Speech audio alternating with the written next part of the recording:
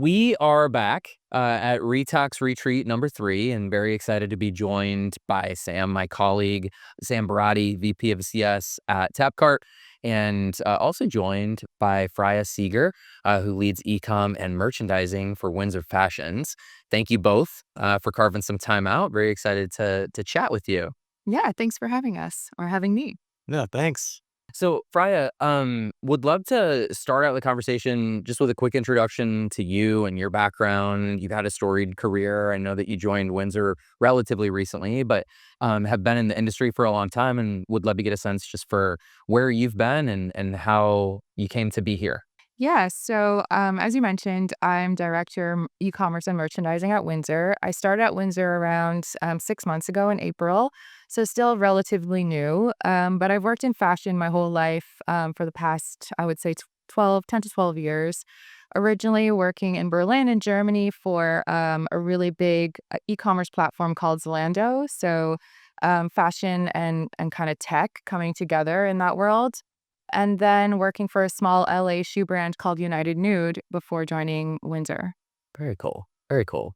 And Sam, you've been leading our CS org for a number of years as well, and have been around for pretty explosive growth at Tapcart, and have seen about every merchant use case I would imagine one can see at this point. But you mind sharing a little bit with us about what brought you here? Yeah, I've been with Tapcart for 5 years now. It's been quite an exciting journey. I think I was the 19th hire when I first joined, so it was interesting to see us grow from the Wild West days to the very efficient entity that we are today. Yeah, I'll never pass up on an opportunity to kind of talk with our merchants and see why they decided to move forward with the mobile app and kind of highlight some of the successes that it's brought their business. Awesome. Well, I'm excited to unpack this. I think that you've got a lot of perspective on how mobile apps can be deployed across businesses of all shapes and sizes and different verticals at different stages of their journey and maturation. And I think are uniquely positioned also to compare and contrast kind of our abilities to serve at the top end of the market today versus our ability to serve at the top end of the market years ago. And excited to dissect that a bit through the next 20 minutes or so. But would like Freya to hear a little bit from you before we get into the tap cart of it all. What are you focused on at Windsor? Kind of where are we at in the go-to-market year? What are some of the challenges that you're facing? What are some of the priorities that you're marching against? Can you just orient us to kind of what's going on the ground in your world right now? Yeah, so some of the biggest challenges that we're facing at Windsor are kind of twofold. So, one is really trying to understand our customer and really trying to target and speaking to her in the right way. So, we have these two customer groups. So, one is that kind of 16 to 25-year-old who's buying dresses, special occasion dresses, her separates at Windsor, and she's buying them as she needs them. But we also have our customer who is purchasing with their parent. So, that's basically the parent is shopping with them, the parent is shopping for them online. So how do we get to them directly? How does we speak to them directly when we're going through their mom or their dad? And then the other issue that we're facing at Windsor is that we're very occasion based. So we're very seasonal in the sense that we drive sales in those key moments like prom, graduation, homecoming, wedding guests seasons. But outside of that, we kind of have our, slower times. So how do we kind of transition our product from that really occasion-based sales period, and then we give her something to come back for in those down periods where we don't have an occasion she's coming to Windsor for?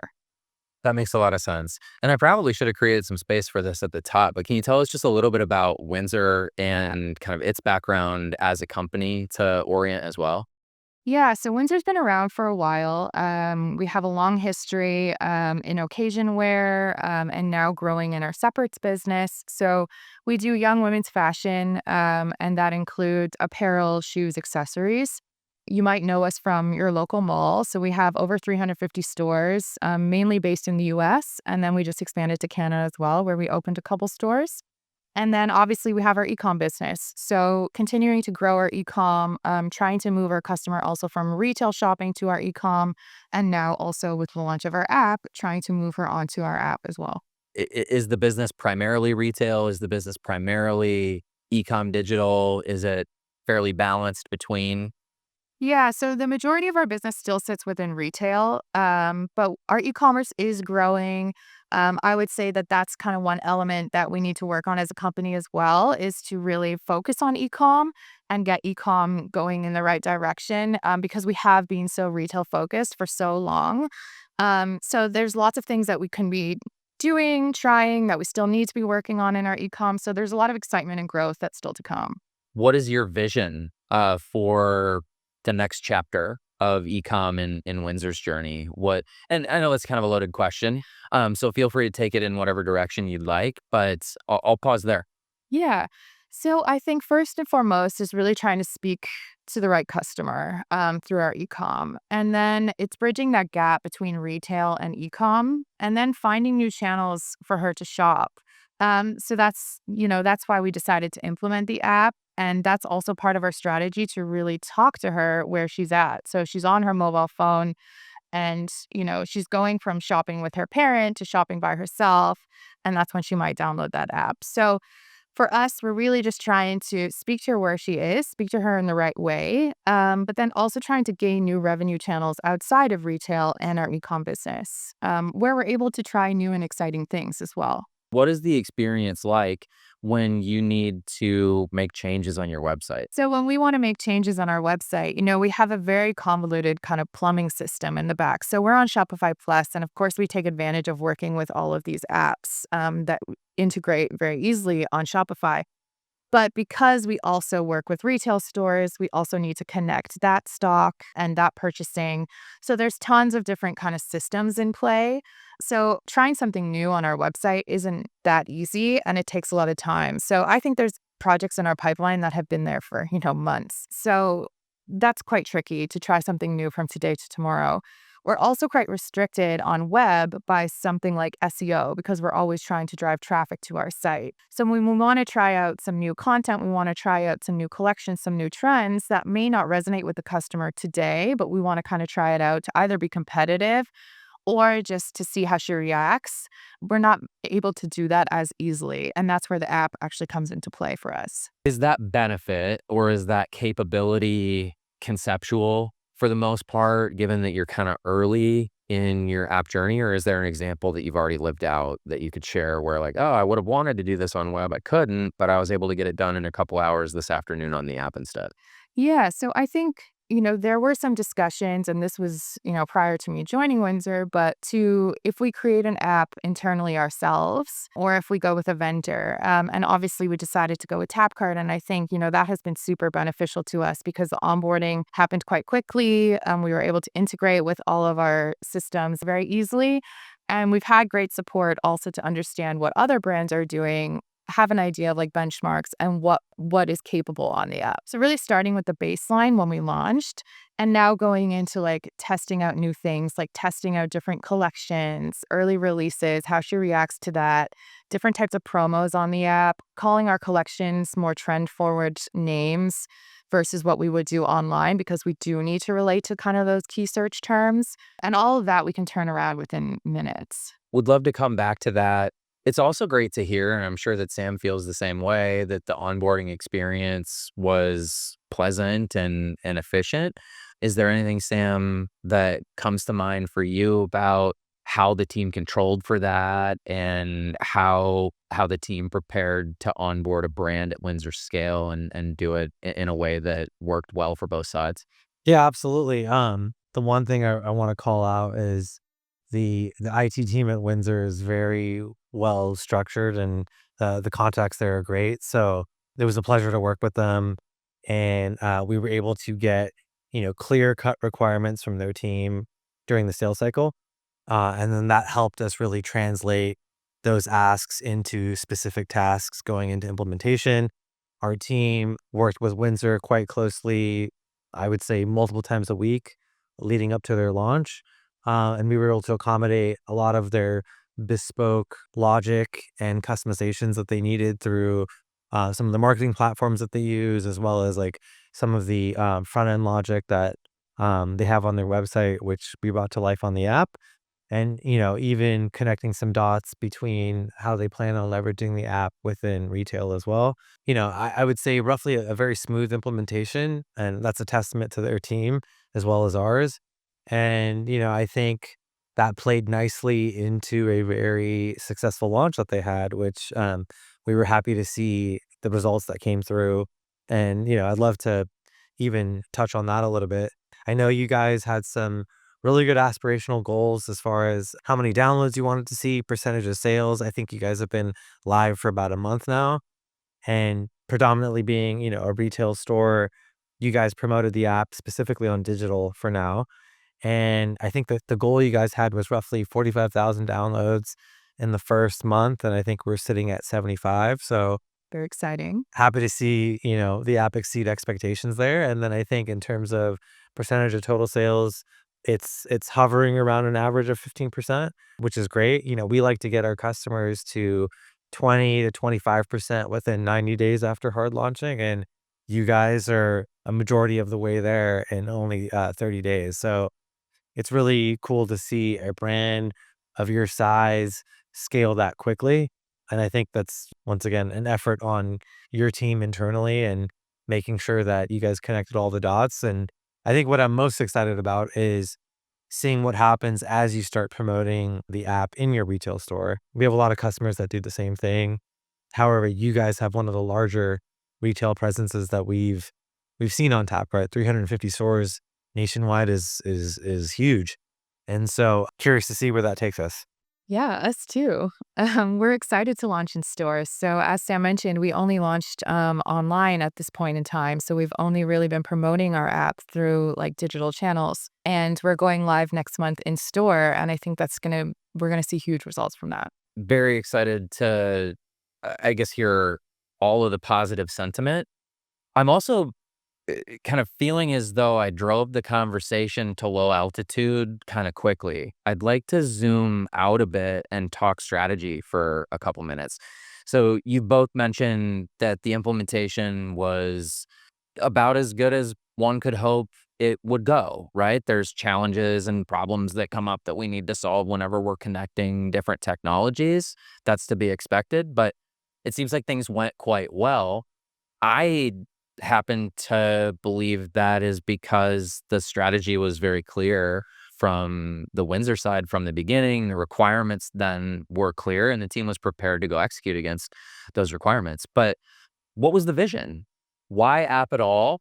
I think is the first question. How did that become the path? Yeah, so I think, we're a big brand. We've been around for a long time. We have a successful business. So for us in fashion, it's kind of table stakes. So I'll start there and say, a lot of our competitors have an app. So for us to also have an app made sense. And then customers aren't necessarily as loyal within that kind of fast fashion, young fashion space that we needed to really drive a channel to grow traffic to our brand, but also to gain that loyalty and that retention. And that's where the app kind of comes into play. And after a month of launch, we're already seeing that retention rate grow significantly on our app versus what we're seeing on our e-com.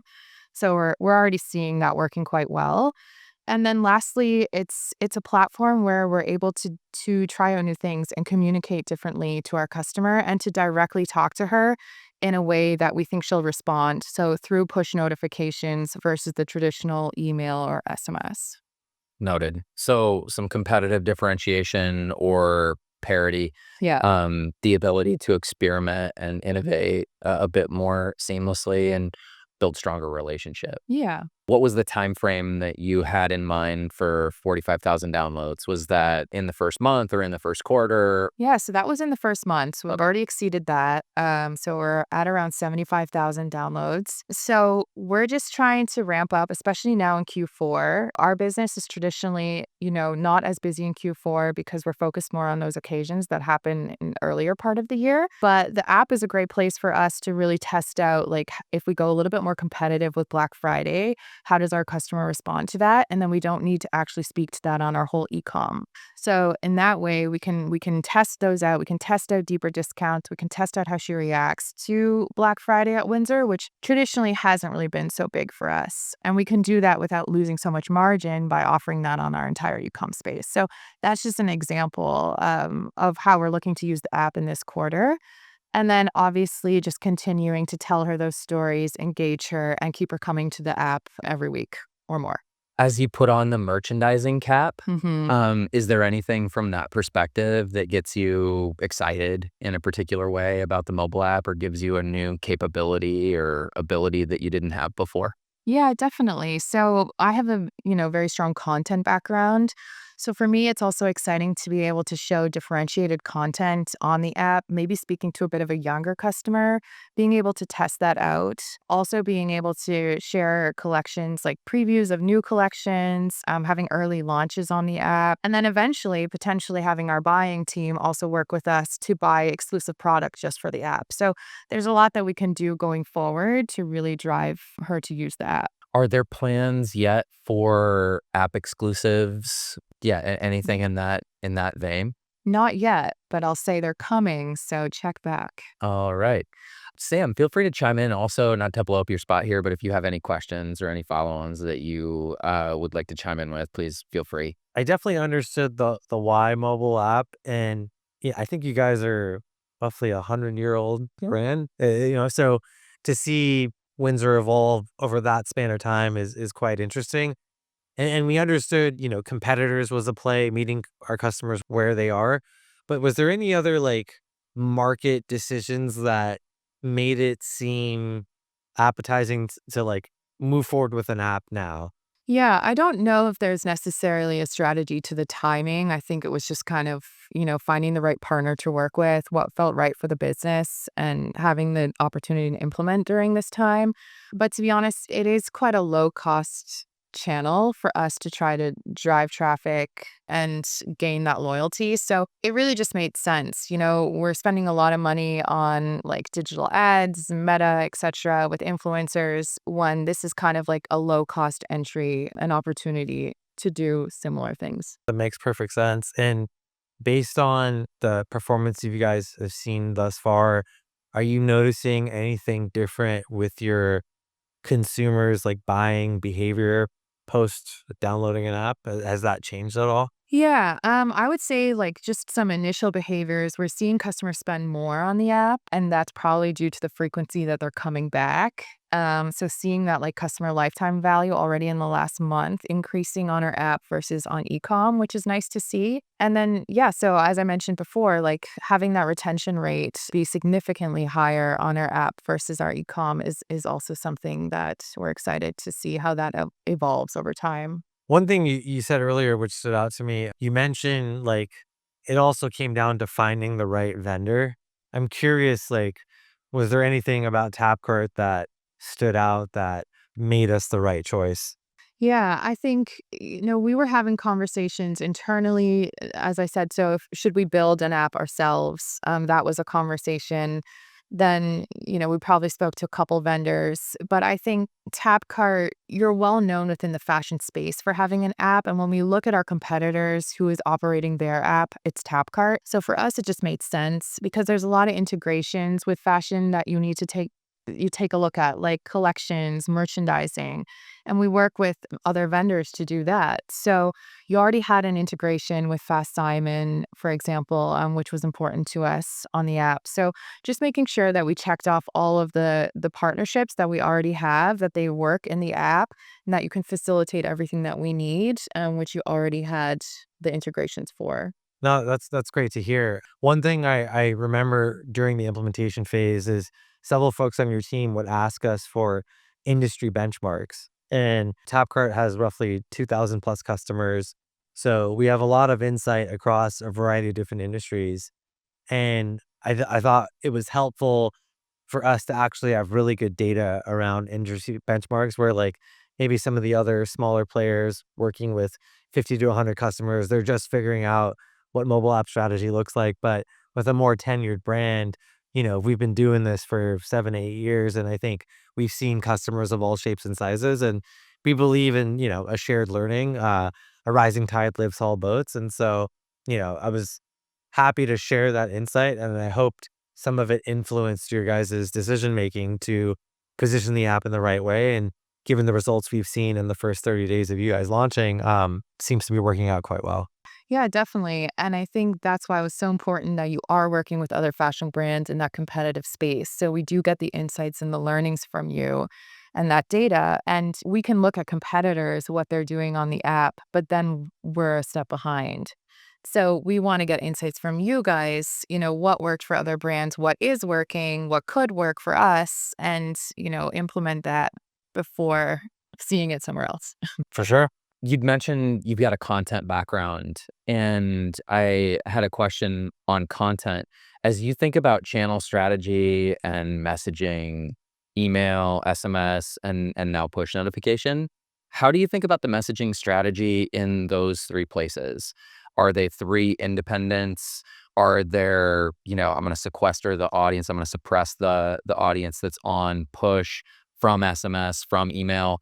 Are we gonna send on both channels but different messages? Just how are you thinking about that new surface area, and how does it fit in with what already exists in the existing channels? Yeah, so obviously we're using all these channels to cross promote. So speaking to the app and email, but they kind of serve different purposes for us, right? So email, for example, is very sales driven. We want her to convert. We want her to come to the site, see what she's find what she's looking for from the email and purchase. Whereas on the app, it's very much about getting her back to the app, but it's not a sales driven push, right? So it's about engaging her with a story or a new collection or a new product, and just basically informing her through those push notifications and engaging her to want to come back. And then what she does on that app, we just want to get her there. Whether she converts or not, that's not the end goal. It's just to get her back there, see what's new, explore, browse, and then hope that she converts. So I think they have very different goals, where one is very revenue driven and the other is more of that kind of editorial storytelling. As a consumer, you Yeah. personally, how do you think about push notifications that you get that are transactional versus non-transactional? And how do you interact as a consumer with SMS or with email? And how do you think about those mediums relative to each other? Yeah, I think it's kind of like a push and pull because customers are quite savvy now, especially younger customers. So it's more of a question of like, what can you offer me rather than like, what can I offer you? And these more sales push driven messages are like me offering you something, right? Like, I'm coming to buy your product. Whereas I think these push notifications from app, we can kind of turn the story around in the narrative and say, this is what we're offering you. So it's really just a different messaging style. And it's also speaking to the customer in a way that she's looking for. She's more clever than that. She doesn't react to just sales messaging. She's like, what's in it for me? What can you give me? Which I think we can do on the app more significantly. Very cool. What advice would you have for e-com operators considering adding a mobile app channel, or that are also kind of early in standing one up? I mean, to be honest, I think it's just been really fun. It's been fun to explore with different content. It's been fun to explore with different content formats on the app, how to tell stories differently, how to really communicate with her differently. And it's been fun to just try out new things, which is not something you can do so quickly on an e-com space just because it is so much more convoluted and more IT stack driven. So yeah, the app's been fun to play around with. I don't know if that's super convincing, but it makes it fun to go to work and to see the results instantaneously and test out new things. And I think that's what we're all looking for in e-com. Like, what's the next thing that works for her, that resonates for her, and how can we get that going right away? Incredible. I had a chance to spend a little bit of time with Tina through the early parts of the sales cycle, and we had a chance to meet other members of senior leadership. As the product owner of the mobile app now, how are you feeling empowered to manage up and to communicate impact and results to Tina, to Catherine, to other senior leaders across the business? Yeah, so I would say, as an e-com team, we kind of are the product owners of that app together with some IT contacts. But from like a content perspective, that's definitely our team who's managing all that. So yeah, we're just looking at the results regularly. When we had our 45,000 download goal, we had one of these little thermostat monitors in the office. And so we had a launch party and then we were kind of tracking how many downloads we had. So it's been very visible within the business as well, but like physically as well as, in communicating digitally. So everyone in the business is very excited about it and they're excited about the success we've already seen so far. So we're just seeing where it takes us. Is there any feedback you have for us? Whether it's something that we need. Sam loves to take feedback to the product team. There's nothing that really he lives for the customer and is the best advocate and I think champion that one would want inside a software company arguing voice of customer topics. Yeah. But is there anything that you'd like to see us do differently or better or more or less? Yeah. So we speak to our account manager quite regularly. So I think, that's been quite nice. A lot of our concerns or any requests, we can talk to her freely. And there's a lot of things in the pipeline that you guys are working on that we're already looking forward to. But I think if you really wanna, like, amp up the fun, you guys should really look at new content formats, have an ability to play around a little bit more with templates, and I think that would really help for varied, storytelling and varied ways to communicate our product. And I don't know if that's specific to fashion, but, you get that feedback from other industries as well.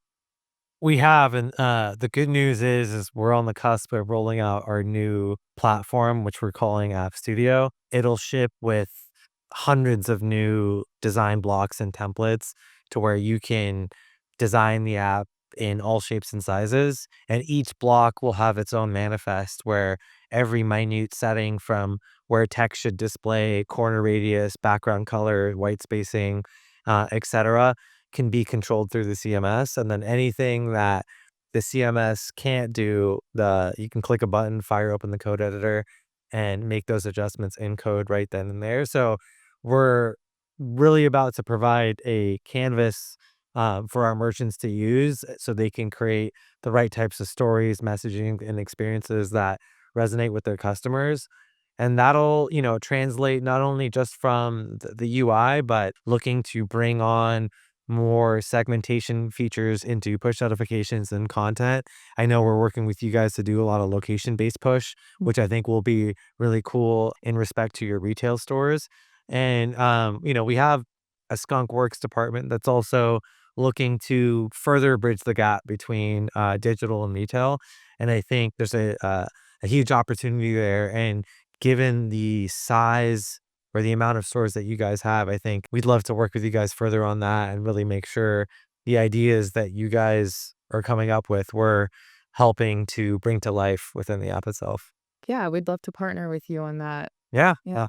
I'm sure we'll be on more calls together. Yes. Looking forward to it, absolutely. Freya, it's been such a pleasure getting to know you, and thank you so much for taking time out to chat with us. Yeah, thank Where can folks connect with you if they'd like to learn more about ecom topics or just stay connected? Yeah, so I think either reach out on my email, so it's just FreyaS@windsorstore.com, or on LinkedIn is great too. Beyond that, I hope you both have a wonderful evening, and I hope that everybody stops rather giving you a hard time about the Yankees hat. Very brave in LA today. Yeah, it's been But trivial. yeah, sport bore the record. Freya shared with me that she has no specific allegiance to the Yes, Yankees, but the color is fantastic. thank you. And well, That's why we bought it. Sam's gonna find you a Dodgers one. He Yeah, says. one of our customers, New Era, I already pinged them. It's in the mail. So it's coming soon. I'm looking forward to it. Thank you so much. Really appreciate you and Same have a here. great evening. Thanks.